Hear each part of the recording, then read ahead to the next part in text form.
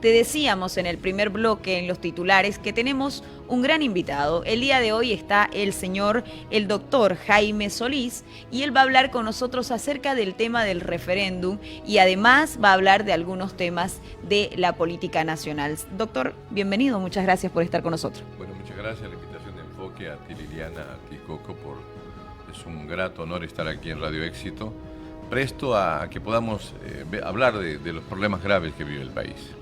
Doctor, se ha conocido las 4 preguntas que el presidente Luis Arce de Catacora envió al Tribunal Supremo Electoral. ¿Cuál es la vía legal para realizar este referéndum, doctor? Usted que es abogado constitucionalista. Bueno, primero que el referéndum no es necesario en el país. El referéndum tiene un costo muy alto económico, el país no está preparado para el referéndum, ni siquiera el Tribunal Supremo Electoral está preparado. Primero por ahí comencemos. El segundo punto, el referéndum tiene mecanismos de solicitud para que se realice. Y esto pasa básicamente porque son 2 instancias que pueden solicitar un referéndum, especialmente de carácter procedimental con modificación constitucional, como son el contenido de las preguntas. El primero es una ley de la Asamblea Legislativa, y eso no existe. Y por otro lado, el 20% de los ciudadanos que podían registrarse por una iniciativa ciudadana en libros y presentar el 20% del padrón electoral en libros y que eso sea verificable por el Tribunal Electoral y recién se puede. El Poder Ejecutivo no tiene facultades, no está dentro de sus atribuciones poder convocar un referéndum. Ahora, y menos referéndum sobre lo que significa implicancias de modificación a la Constitución, digamos. Si quiere o no quiere ser reelegido, si puede ser o no ser intermitentemente reelegido o directamente. Eso es un tema de modificación constitucional. La Constitución establece que no puede ser reelegido y punto. Se acabó el tema, o sea, no se discute más. Por un lado. En el tema de la pregunta 2 y 3, que se refiere a políticas de hidrocarburos, etcétera, etcétera, son políticas que son básicamente vinculadas a la gestión de gobierno. O sea, el presidente tiene atribuciones, por algo es el Poder Ejecutivo, para ejecutar determinadas políticas públicas que vayan a ver y a intermediar y decidir sobre la situación de hidrocarburos. Entonces él directamente quita el subsidio, él aumenta el subsidio, él modifica, discrimina el subsidio, hace que algunos se paguen más, otros menos. Las políticas de hidrocarburos están en manos del Poder Ejecutivo. Entonces, llevarla a manos de un referéndum, primero que es violatoria a la Constitución Política del Estado. Ahora es obvio de que aquí existen otras variables políticas que tienen que ver con la injerencia que tiene el Poder Ejecutivo en el órgano electoral. El órgano electoral, si bien trata de marcarse independiente, que le ha rechazado la 4ª pregunta, etcétera, etcétera, pero no deja de ser funcional al gobierno. El gobierno en este momento atraviesa por una profunda crisis de gobernabilidad. Este es el primer gobierno en los últimos 40 años que no tiene mayoría parlamentaria. Esto es lo más grave, nunca le ha pasado en la época democrática, desde que se recuperó la democracia el 10 de octubre de 1982. Este es el primer gobierno que no tiene parlamentarios propios, o sea, no tiene mayoría parlamentaria. Tendrá un 25, 26, 27%, pero eso no significa tener 2/3, no significa tener la mayoría. En tal sentido es un gobierno que se sostiene porque Dios es grande y porque hace una serie de maniobras y porque tiene un Tribunal Supremo Electoral que está prorrogado y que por mantenerse en el poder ese Tribunal Supremo Constitucional lo que hace es darle sentencias constitucionales, bloquear a la Asamblea Legislativa, bloquear determinadas instancias para darle gobernabilidad, para darle simples pequeños tubos de oxígeno al gobierno. Pero el gobierno cada vez tiene menos tiempo. En este momento, ayer lo decía el presidente Arce, que si no le habilitan los $1.000 millones que tiene que autorizar la Asamblea Legislativa para que los entes financieros puedan darle bajo supuestos ítems de construcción de puentes, carreteras y demás temas, que en el fondo tampoco están yendo destinados a esos objetivos. O sea, hay un caso, digamos, en Tarija, donde han sacado un crédito para la construcción del aeropuerto de Tarija. Bueno, el dinero fue aprobado, salió el crédito, y resulta que en Tarija lo que han dicho es que lo tapen, la parte donde iban a construir, que lo tapen con un nylon para decir que está en construcción. O sea, todo el dinero que sacan va dirigido directamente a la subvención de hidrocarburos. No tiene dinero el gobierno para hidrocarburos y menos tiene dinero para sostener el déficit fiscal que le provoca el gran aparato estructural del Estado que tiene. Entonces, ahí vemos que la primera pregunta, la segunda y la tercera no tienen razón de ser. El gobierno lo que tiene que hacer es directamente implementar políticas públicas por medio de la discusión. Entonces, ahí se trata de un tema de valor. Yo no creo que el presidente sea cobarde, no creo, pero creo que no tiene el valor suficiente para tomar decisiones. ¿Y por qué no las toma las decisiones? Por una sencilla razón, él está midiendo los tiempos políticos. Si él decidiera dejar de ser candidato a la presidencia, obviamente nuestra situación sería mucho mejor, porque no estaríamos jugando, no estaríamos viviendo en función de las jugadas políticas que haga el presidente. El presidente trata de politizar el problema económico. Dice que las caseritas ocultan los dólares, dicen que el arroz se va a la Argentina, dicen que el 10... No, el tema está que distrae y distrae y distrae. Ahora, el tema es cómo va a poder distraer este año que le queda. En agosto son las próximas elecciones, tenemos un año para las elecciones. Este año no va a ser corto, va a ser muy largo para el presidente, va a ser mucho más largo que sus 4 años porque lo va a sufrir día a día. Primero porque la crisis estructural económica que vive el país es de carácter exponencial. Cuando se da un proceso inflacionario de esta índole, activa un segundo elemento cuando no hay recursos económicos que se llama recesión. Y ese proceso de la combinación entre inflación y recesión se llama estanflación. Y eso es lo peor que puedes caer, porque primeramente va subiendo y aparte que va subiendo las cosas, no existe dinero para comprar, no hay cosas para comprar y entonces todo termina provocando un caos del cual es mucho más difícil salir. Cuanto más tiempo tarde el presidente en tomar medidas económicas de reactivación, de facilitar el tema de, digamos, el tema de discriminar el tema de los hidrocarburos, abrir las importaciones, las exportaciones, bajar los aranceles aduaneros, bajar los impuestos, estimular el emprendimiento, dejar que se produzcan transgéneros en tema de la agricultura, o sea, facilitar el tema, más rápido menos tiempo vamos a sufrir y menos profundo vamos a caer en la crisis estructural en la que estamos viviendo. Entonces, el tema es ese, o sea, el referéndum ya fracasó. Hoy, mañana seguramente nos van a salir con otra jugada. Y así vamos a ir distrayéndonos, porque lo que él busca es tiempo, es sobrevivir. Cada mes que logra avanzar, debe hacer una fiesta en su casa, porque ya terminó un mes, y no porque está ganando salario, sino porque un mes menos le falta para las elecciones. Yo dudo que el presidente pueda llegar al gobierno a agosto sin haber provocado un grave y profundo daño al país. ¿Usted cree, doctor Solís, que la gestión de Luis Arce Catacora pueda culminarse o va a haber alguna ruptura de mandato o alguna anticipación a las elecciones nacionales?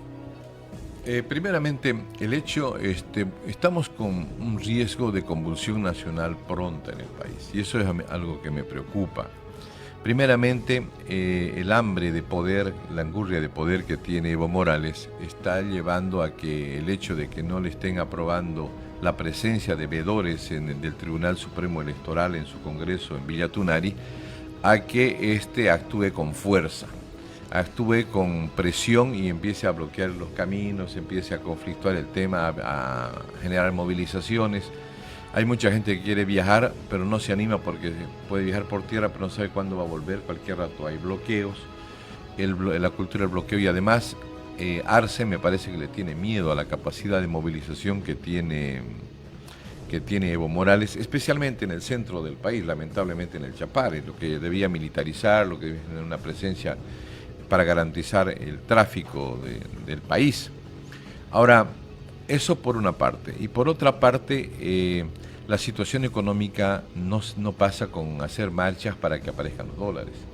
Y como tanto se ha desinformado a la población, mucha gente, los sectores gremiales, los sectores importadores, todos están tras la reactivación económica, tras la aparición de dólares. Y los dólares no van a aparecer porque los dólares solamente existen cuando existe importación, cuando llegan los dólares a Bolivia. Y los dólares no van a llegar a Bolivia.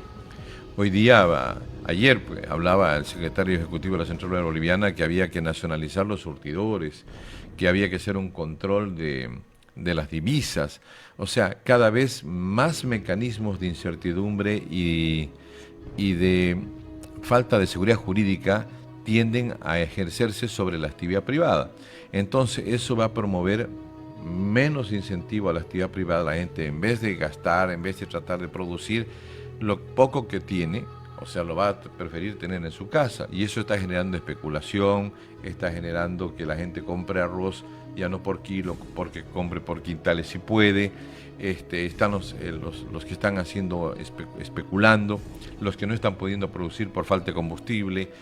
Lo que en este momento se van a ir sumando una serie de variables, las movilizaciones de los gremiales, la subida del transporte. Hoy día han indicado que el 50% de los fletes de los transportistas a nivel internacional y nacional van a subir. Entonces, todo esto, si van a importar directamente diésel, el diésel lo van a comprar a 10 bolivianos. ¿Eso qué va a significar? Va a significar que la producción, va a haber producción, pero va a subir de precio. El gobierno se va a animar el momento que el presidente subió de 2.000 a 2.500 el salario, lo que hizo, la gente se sintió muy contenta. Obviamente los que tenían salario fijo. No se están dando cuenta que en mayo esos 2.500 bolivianos equivalían a $400. Hoy día equivalen a $250. El poder adquisitivo de salario ha disminuido.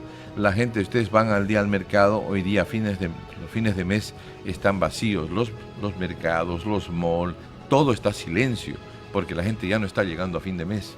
Entonces, y el próximo mes no va a llegar a 15 días. Entonces las movilizaciones el descontento popular va a ser mucho mayor y esto va a ir generando, especialmente en el interior del país, porque aquí son mucho más conformistas, pero en el interior sí se movilizan, se van a movilizar, se va a conflictuar el tema y cualquier rato aquí va a haber un estallido social que no lo va a poder controlar el gobierno.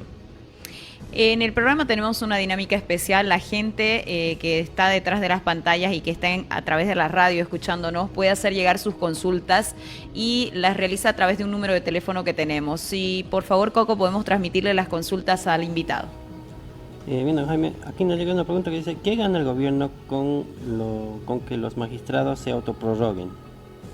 Bueno, primeramente, el gobierno, como les decía, no tiene gobernabilidad. Entonces se agarra de los interinos.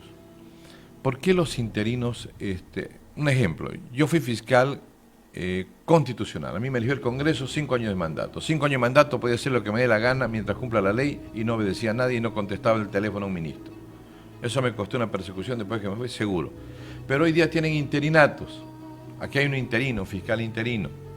Hay interinos, los magistrados. Los tribunos son interinos. Entonces, ese interino, por mantenerse, ¿qué hace? Cuando le llama, aquí existe un suprapoder que es el ministro de Justicia. El ministro de Justicia le dice: necesito tal sentencia constitucional que neutralice tal ley o que no lo saque a Evo Morales. Entonces, inmediatamente, ese interino, por mantenerse en el poder, hace eso. Entonces, como el gobierno no tiene gobernabilidad, entonces lo que tiene que hacer es neutralizar a todos los aparatos del Estado que puedan hacerle daño.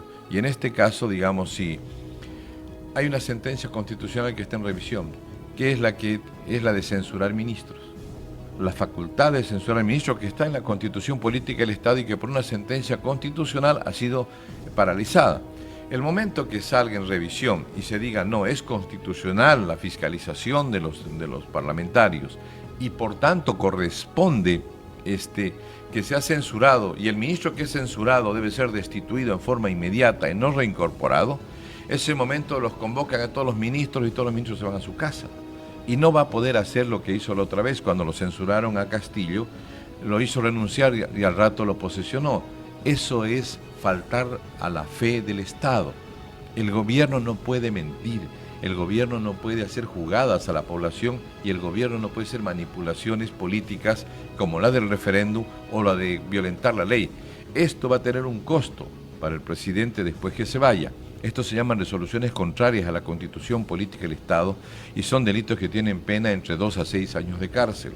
O sea, después de esto, si viene un gobierno democrático, amplio, que venga y revise todo lo que está pasando, todas estas resoluciones contrarias a la Constitución Política del Estado, incluyendo las que esté tomando el órgano electoral y todos los demás, pueden ser enjuiciados con los cargos de incumplimiento a sentencias constitucionales o a resoluciones contrarias a la Constitución Política del Estado. Eso quiere decir que los autoprorrogados son pasibles a... Ellos son pasibles, el presidente es pasible y todo lo demás. Todo lo que se hagan está quedando como lesiones a la Constitución Política del Estado y ellos, tarde o temprano, van a ir presos. Nos llega una pregunta más que dice, ¿qué opina de la izquierda, de la derecha, centro en tema de corriente? Yo creo que eso ha desaparecido. Primeramente que la izquierda no existe, este gobierno no es de izquierda, nunca ha sido de izquierda, este gobierno es un gobierno demagogo, una combinación de demagogia con populismo, indigenismo, que ha exacerbado el tema indígena para buscar la división del país, para enfrentarnos, porque en el enfrentamiento, en la polémica y en la confrontación, ganaba más, es más fácil dividir para reinar que unir al país. Entonces esto se ha ido agotando y los indígenas se han dado cuenta que después de 18, 19 años después siguen tan miserables como antes y siguen utilizándolos como antes, solamente los utilizan para los actos, para que adornen los actos y se ponen hasta se inventan 20.000 disfraces que antes no existían. Si te das cuenta, Coco, hace 20 años atrás hay un montón de disfraces que no existían, como el disfraz que utiliza ahora la canciller, un sombrero tipo hombre con el ala del sombrero para abajo, una mantilla media. Aquí han hecho un espectáculo, aquí han jugado a inventarse un nuevo folclore para decir que han cambiado el país, pero en el fondo no ha cambiado nada. Entonces, de izquierda no hay nada, y de derecha tampoco. Y muchos dicen el liberalismo. El liberalismo es más antiguo que la propia izquierda. El liberalismo simplemente es un tema que tiene que ver con la libertad económica, con la libertad y el derecho a la propiedad privada. Entonces no existe en este mundo moderno, lo que existe, yo pienso, son gobiernos eficientes que actúen en función de la economía del mercado. El único que genera riqueza es el mercado libre, es la iniciativa privada. Los estados lo único que hacen es hacer un peso enorme sobre el ciudadano común, que es un cuenta propia y que a ese no lo dejan trabajar. Si nosotros estamos mal en este país, no es por culpa de los ciudadanos, que es el 85% que se inventan su trabajo o tienen su actividad, es porque el 15% que maneja el país tiene un Estado demasiado pesado y que tenemos nosotros que soportar toda la carga tributaria, la carga arancelaria y todo un Estado enorme. Ayer estaba sacando una síntesis de los 18 ministerios que tiene este país y hay 2 ministerios de planeamiento, hay un Ministerio de Educación y un Ministerio de Cultura. Hay un Ministerio de Agua que lo puede ser tranquilamente el Ministerio de Obras Públicas. Hay como 8 a 10 ministerios innecesarios. Hay muchas instituciones que no funcionan. El Defensor del Pueblo, la Unidad de Investigaciones Financieras, que lo único que hace es perseguir a los empresarios privados y ver dónde estás llevando dólares. ¿Por qué estás llevando dólares de Santa Cruz a La Paz? Es que en La Paz se encuentra lo más barato. No, ven aquí preso. Tengo varios clientes que están bajo esas investigaciones. Entonces, hay muchísimas instituciones que aquí no hacen absolutamente nada, que lo único que hacen es hacer un Estado grande, porque eso le da poder al presidente, pero en el fondo es un Estado que no sirve, nada sirve, todo se ha destruido este país, inclusive el propio Parlamento, todos han votado por nuevos diputados, por gente nueva. Pensamos, cuando eligieron a los de Queremos, yo dije, son una buena cantidad, más otra buena cantidad de Comunidad Ciudadana, yo dije, bueno, no habremos ganado las elecciones, pero tenemos gente joven, son más o menos 45%, estos van a poder hacer algo. Resultaron que al día siguiente se dividieron, se fueron con el gobierno, pensamos que nunca iban a volver los maletines negros, el Parlamento funciona en función de maletines negros, entonces todo está mal. El país hay que reconstruirlo desde el comienzo, hay que refundar el país y hay que ordenarlo, hay que construir una nueva Bolivia, no hay otra opción, seguimos lo mismo, estamos destruidos y no sé en cómo va a terminar esto. Doctor, ya ingresando a la arena política, cuando hablamos de su candidatura, ¿usted ha pensado en algún momento unirse, hacer alianzas con actores políticos de la vieja escuela, como por ejemplo el señor Samuel Doria Medina, Tuto Quiroga, el señor Carlos Mesa? A ver, primero yo soy candidato, pero soy un candidato que piensa distinto. ¿En qué sentido? Yo pienso que si no hay unidad, de nada sirve ser candidato, por un lado. La unidad es la clave para la victoria y para poder recuperar el país.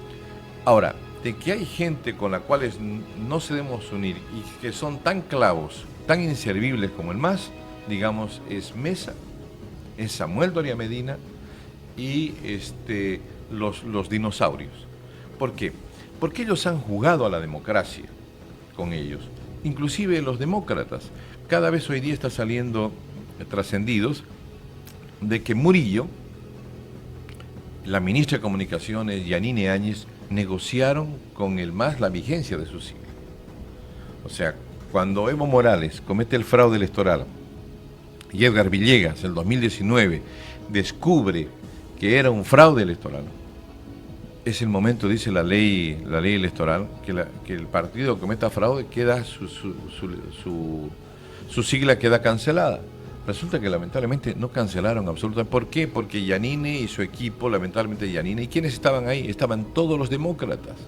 Y estaba Samuel Doria Medina, estaba Tuto Quiroga. Tuto Quiroga, yo siempre me preguntaba, ¿quién lo puso a este tipo, a Salvador Romero, que era presidente del tribunal? ¿Quién lo puso? Y un día me encontré en Madrid con la hija de Yanine y la agarré y le dije, a ver, decime, ¿quién la puso? Lo sugirió Tuto. ¿Y por qué? Es que Tuto era hombre de Tuto. Entonces quiere decir que Tuto tiene algo que ver con que se haya salvado. Luego, esa gente jugó a la democracia. Mesa fue la estrella de Evo Morales. Cuando quería mostrarse internacionalmente, ¿a quién llevaba Evo Morales al extranjero? Lo llevó al Tribunal de la Haya y todas las cosas. Lo llevaba Mesa. Mesa era su interlocutor, fue el hombre al que le pagó, el que funcionó. Entonces funcionó muy bien, ellos se llevan muy bien, ellos se hablan, ellos son amigos, son parte de esa democracia. Si queremos cambiar el país, definitivamente tenemos que hacerlo con gente que no esté vinculada con el pasado. Y por eso yo creo de que hay que trabajar con la gente de Bunqueros, hay que trabajar con la gente, con gente nueva, que trate de tener una visión nueva de país, porque si no vamos a elegir más de lo mismo, y este país va a ir a lo mismo. Ahora, si tú hablas con Mesa, nunca Mesa habla, digamos, de cambiarlo el país, de reducirlo al Estado.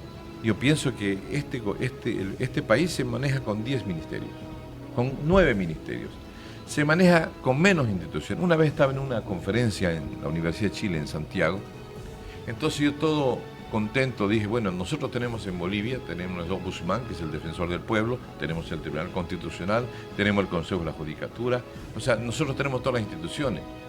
Y ahí Kaiser me cayó a la boca y me dijo, sí, me dijo, ¿y cuál funciona? Ninguna funciona. Entonces el problema es ese, o sea, nada funciona en nuestro país. Y lo que es peor, no existe fe del Estado. ¿A qué le llamo fe del Estado? Que lo que pasa en Estados Unidos, el presidente no puede mentir. El presidente que miente tiene que ser destituido, fíjate, en Estados Unidos. Clinton fue sometido a un proceso político por si mintió o no mintió en un tema sexual. Hasta un tema sexual no puede mentir. ¿Por qué? Porque él es la voz oficial, él es la fe pública. Entonces un presidente que te miente, que te manipula, que digita las cosas, que te altera la realidad, definitivamente no puede ser. O sea, no pueden inventarse decir gobierno o no gobierno, hago esta decisión o no tomo esta decisión, cuando él inmediatamente está en la facultad de hacerlo. Ahora, en el plano político, el país está en un camino muy crítico, porque el próximo gobierno que venga va a ser un gobierno, si no es un gobierno solo, es un gobierno que va a durar muy poco. O sea, tiene que ser grande, tiene que ser unido y tiene que ser contundente y tiene que tomar medidas drásticas. Entre ellas, la militarización del Chapare, el retorno de la DEA, romper relaciones con Cuba, romper relaciones con Venezuela si todavía sigue el tirano de Maduro y romper relaciones con Irán. Porque en el fondo, los estrategas no son los ministros ni es Arce, ojo.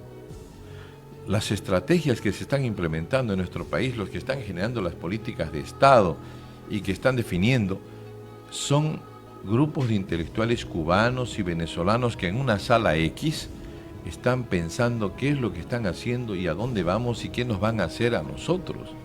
O sea, por esa razón es cuando el día en que cuando Castillo fue censurado, al día siguiente llegó un avión al Chapare y lo llevó, vean, no está en la prensa, lo llevó a Evo Morales en un avión a Cuba y se fue Arce a Cuba. Y allá ante Díaz Canel empezaron a hablar cómo podían hacer para hablar. Entonces los llamó el presidente cubano. La gran habilidad que ha tenido Cuba, y aunque a muchos les parezca película de espionaje, la gran habilidad que ha tenido Cuba al ver su situación rodeada por Estados Unidos sin salidas económicas, dijo: voy a vivir de América Latina. Y como Estados Unidos se concentró en Medio Oriente, en el tema de los conflictos que había por el tema del 11 de septiembre, dejó de atender las políticas internacionales en el hemisferio sur. Y a raíz de eso es que mete una serie de espías la embajada cubana en el Departamento de Estado. Uno de ellos es el embajador Rocha. Pero uno de ellos es el embajador Rocha. Cuba ha penetrado al Departamento de Estado en el departamento que tiene que ver con el hemisferio sur. O sea, la gente en el Departamento de Estado, los que tienen que ver sobre América Latina, está totalmente penetrado. Entonces, ¿qué información le llegaba a Obama? ¿Qué información le llegaba a todos estos últimos presidentes? Él decía: no, América Latina es una taza de leche, está perfecto. ¿Y quién es Evo Morales? No, Evo Morales es un dirigente indígena tranquilo que está buscando a su pueblo. No le estaba viniendo diciendo todo lo que estaba pasando, y a nosotros no nos daban la credibilidad. ¿Y quién eran los portavoces? Los embajadores. ¿Quién lo hizo presidente Evo Morales? Si ustedes se acuerdan, fue Julio Rocha, el embajador de los Estados Unidos. ¿Por qué? Porque esa vez había un ímpetu en Bolivia, hoy ya se ha cambiado, contra el imperialismo norteamericano, y salió Evo Morales a ir contra el imperialismo norteamericano. Y al día siguiente, 2 días antes de las elecciones, sale el embajador y dice: no deben votar por Evo Morales. Y entonces, con que el imperialismo norteamericano nos quiere decir por qué. Y votaron y lo hicieron presidente. Y bueno, hoy está preso, tiene 35 años de cárcel el embajador norteamericano en Bolivia. Entonces, aquí en Bolivia no estamos viviendo, nosotros tenemos una posición geocéntrica muy, muy importante.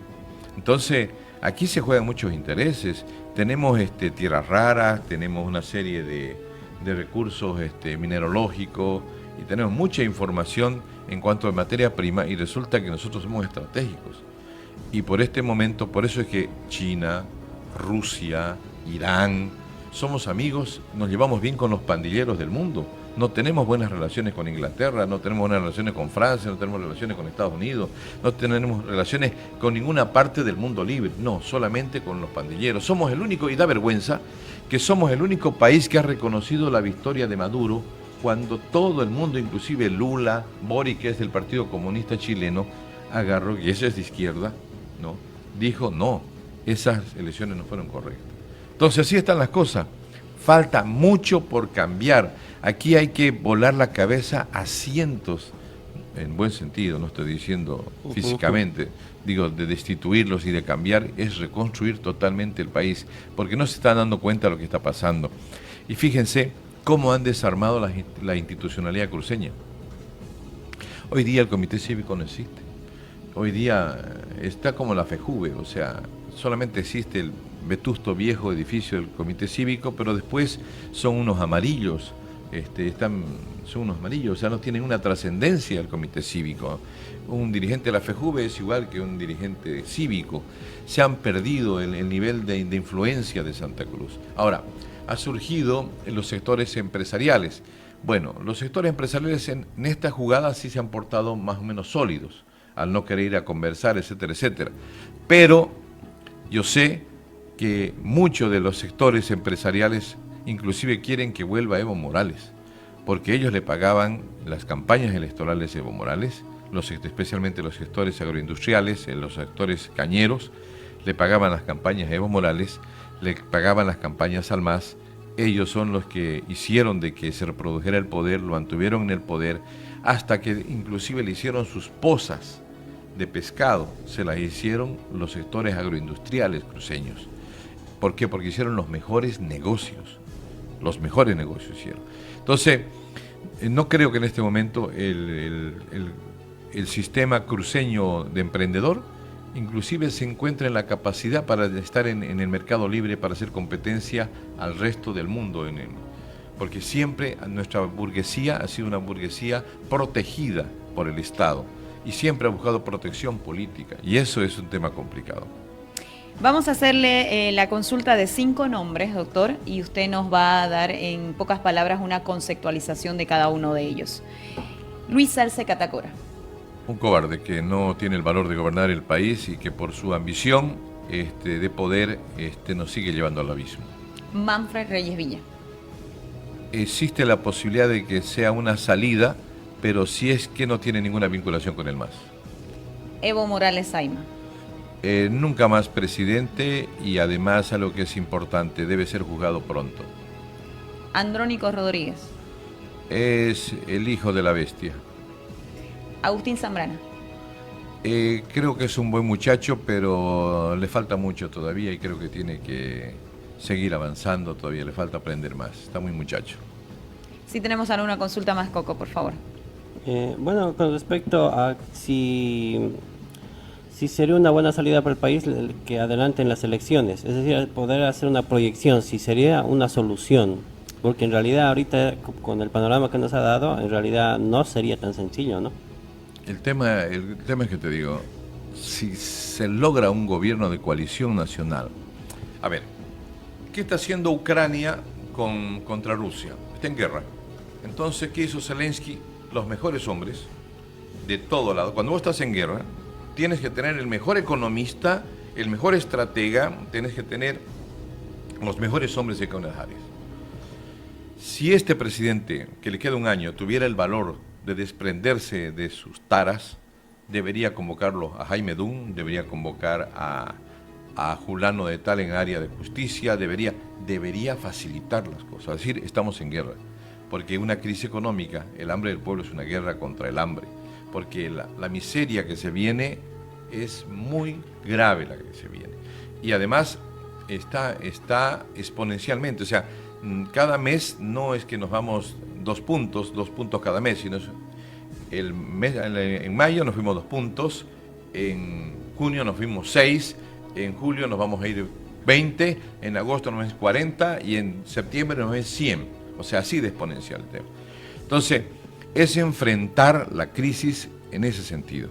Pero si no tenemos un gobierno sólido, ese gobierno se va a caer porque inmediatamente Morales y Arce y los indígenas y los del Chapare van a decir, no sabe gobernar. Mucha gente es tan estúpida que dice, no, hay que votar por Evo Morales, porque cuando Evo Morales había dólares.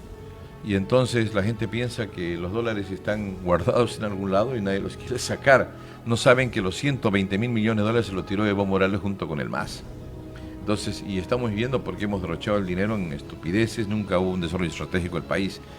Entonces, si adelantamos ahora las elecciones, van 2 patadas, se van a armar las coaliciones, viene un nuevo gobierno. Ese gobierno va a tener que sincerar la economía. ¿Qué es sincerar la economía? Chao subvención. Va a tener que hablar con el Fondo Monetario Internacional. Va a necesitar un crédito puente. ¿Qué es un crédito puente? Un crédito puente es un crédito que nos permita saltar de esta terrible crisis a una crisis menor. Y para eso necesitamos 10.000 millones de dólares. Ya necesitamos 10.000 millones, no necesitamos los 1.000 millones que está pidiendo Arce. 1.000 millones él está pidiendo para pagar combustible y para sostener el tema de sueldos y combustible hasta más o menos diciembre, para llegar a diciembre. Nosotros necesitamos 10.000 millones de dólares. Primero porque además se nos están venciendo una serie de pagos en deudas internacionales. Hemos caído a CCC menos, según Moody's. Entonces, en tal sentido, nuestra situación crediticia es mala. Nosotros necesitamos someternos al Fondo Monetario Internacional. Y el Fondo Monetario Internacional, mucha gente dice, es el capitalismo, es el imperialismo. No, es el Fondo Monetario de las naciones que tienen aportes grandes de los grandes países para dar soporte económico a los países que se están yendo a la deriva. ¿Para qué? para que no exista una gran fuga, una migración de toda la población boliviana a otros países. Entonces, para contener la migración, para que no vayamos a Europa, entonces Europa da plata a Bolivia, ¿no? Entonces, pero para recibir esos 10.000 millones de dólares de un crédito puente, viene el Fondo Monetario Internacional con sus economistas y le va a decir, a ver, muéstranos, presidente, su lista de ministerios. Tengo 17, muy bien, le voy a las 7. Bueno, ¿cuántas empresas tiene? Tenemos 38 empresas. ¿Cuáles son deficitarias? Todas. Perfecto, las cierra o las remata, las vende, las alquila, las capitaliza, lo que sea, pero se acabó ese tema. Tenemos 600.000 trabajadores, muy bien, nos quedamos con médicos, nos quedamos con profesores, nos quedamos con policías, hago un recorte en las Fuerzas Armadas y no gaste en publicidad. Entonces, va a tener que someterse a esas condicionantes. ¿Ustedes creen que va a querer el presidente dejar de gastar? El presidente prefiere dejar de gastar en salud que gastar en publicidad. Porque en cuanto hace algo el presidente de las 4 preguntas, digamos, ¿no? Inmediatamente sacó sobre las 4 preguntas un spot. Y lo hace en las grandes cadenas, no lo hace aquí en Radio Éxito. A ustedes no les va a llegar un cheque de 500.000 dólares o de por lo menos de 100.000 dólares para que ustedes... No, lo hace a las grandes cadenas. Por eso es que las grandes cadenas de televisión y los periódicos no sacan la información verdadera o dicen o nos muestran simplemente el ping-pong entre Arce y Evo, de tal forma que parecería que no existimos más candidatos. Si no fueran las redes sociales, nosotros no existiéramos, ¿sí?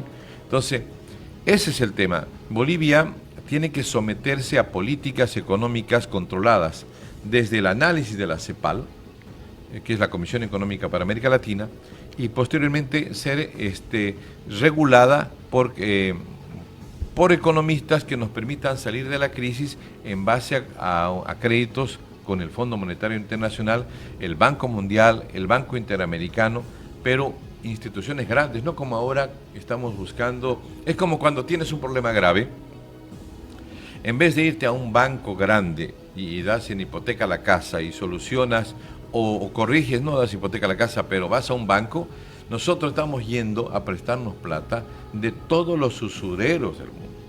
O sea, todos los que prestan, las instituciones que prestan plata y que a corto plazo además nos van a cobrar, y si no nos van a embargar las exportaciones, nos van a afectar económicamente, si no estamos fritos. O sea, la única posibilidad que tenemos es ir al Fondo Monetario Internacional para poder conseguir dinero. Doctor, ya para finalizar, si nos puede decir por qué la gente debería votar por usted o por un candidato distinto a los que están gobernando en este momento.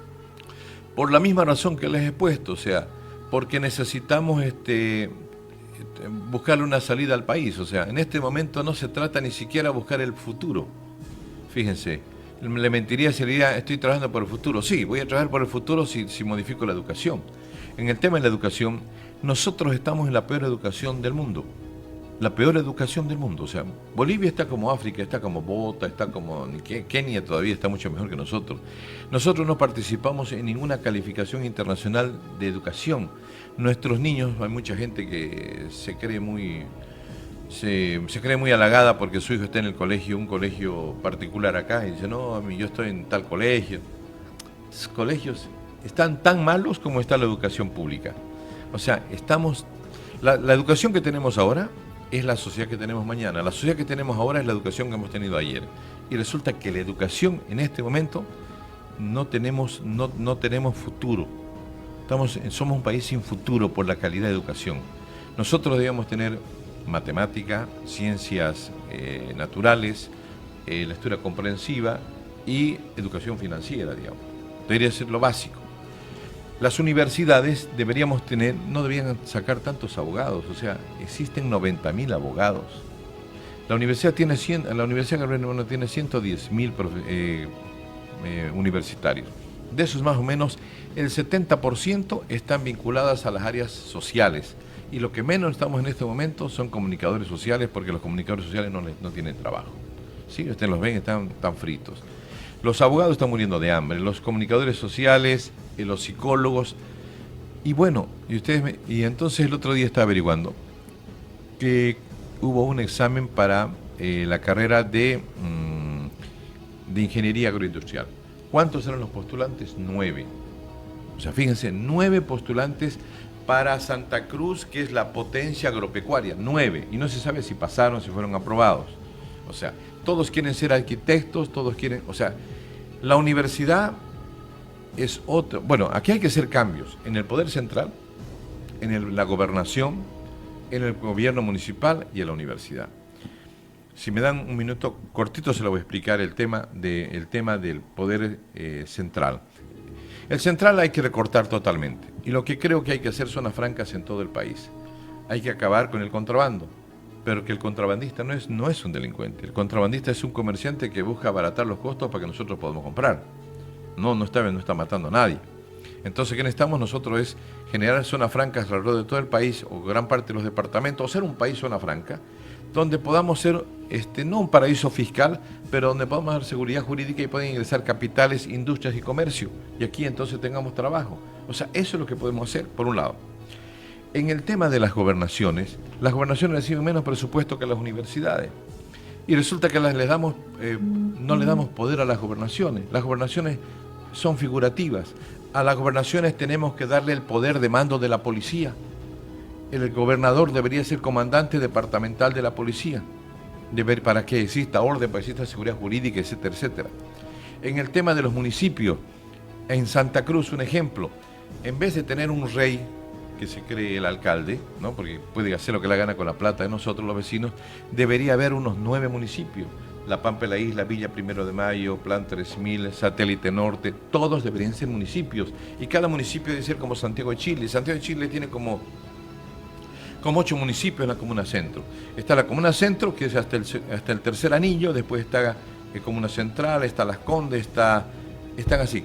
Entonces, ¿qué hace el alcalde? El alcalde camina por su calle y vea, ¿no? Tapen ese bache, pinten esa casa, arreglen esa acera. No es un tipo que no se lo ve, es el rey, aquí parecería que es Luis XVI, no. Entonces, eso hay que municipalizar mucho más. No puede ser que Guarnes sea más chico que Satélite Norte y que Satélite Norte sea una selva con unas cuantas calles. Entonces, no existe, necesitamos municipalizar mucho más. Entonces, eso nos va a permitir. Y necesitamos cambiar a la universidad. A la autonomía universitaria ha servido para que mafias, clanes y logias se hagan cargo de la universidad. A eso hay que deshacerlo, sin alterar la autonomía universitaria, pero sí hay que hacer que la universidad sea la consultora de la sociedad y del Estado. Si ustedes necesitan instalar un equipo acá y no tienen recursos, son emprendedores y quieren armar un set, muy bien, le llaman al director de comunicaciones o telecomunicaciones, que debe haber algún técnico en materia del tema, y debe venir dándonos un soporte, y debe venir con sus 3 alumnos y decirle, mire, así se coloca, así se instala todo un estudio. Así se instala esta fábrica, así se instala una carpintería, así se hace una obra. Entonces, si hacemos eso, en verdad vamos a tener una universidad que sirva a la sociedad, sirva al Estado. Pero todo está mal en el país y es por eso, no voten por mí, pero voten por alguien que pueda tener más o menos ideas que quieran transformar el país. Le agradecemos al doctor Jaime Solís, de verdad muchas gracias por estar en esta entrevista y esperamos que sea una de las muchas que podamos sostener para que la gente lo conozca su plan de gobierno y además conozca las ideas de transformación que tiene en cuanto a la política boliviana. Les agradezco mucho a ustedes, el programa Impacto lo escucho en cuanto tengo tiempo, cuando estoy manejando. Y Coco, agradecerte por las preguntas y a ti Liliana por la entrevista. Muchas gracias a toda la audiencia. Presto siempre a cualquier difusión de ideas. La verdad que estoy preocupado porque creo que se vienen días negros para el país y todos ven que viene la tormenta, están los nubarrones con unos rayos increíbles y vienen combinados con tormentas, tifones y nadie hace absolutamente nada y todos están haciendo cálculos. Así se viene el país. Eran las palabras del señor Jaime Solís, candidato a la presidencia 2025 en las elecciones que se van a realizar en agosto del próximo año. Nosotros te lo estábamos contando y te lo estábamos mostrando para que vos en casa puedas tomar tus decisiones y podés sacar tus propias conclusiones.